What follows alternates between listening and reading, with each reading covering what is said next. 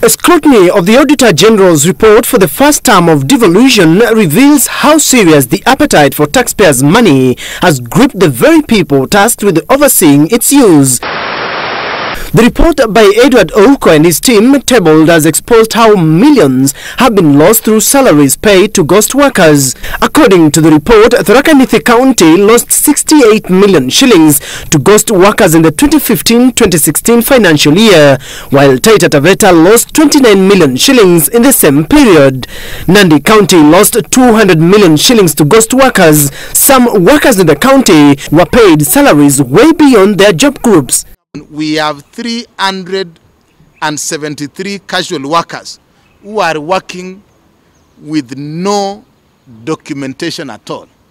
So somebody is on payroll, he is working, but he has no document, and therefore you can't even establish what their job description is, what they are expected to them, who they are reporting to. The Auditor General has also questioned the amount of money counties allocate for mileage allowances.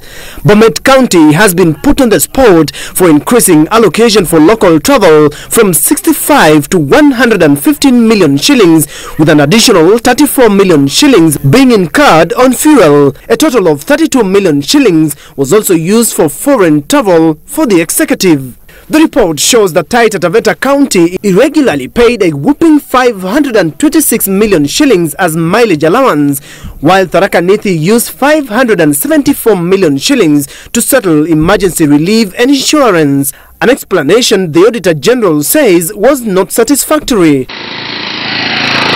Vihiga County spent 4.1 billion shillings without IFMI's approval, flouting Finance Management Act.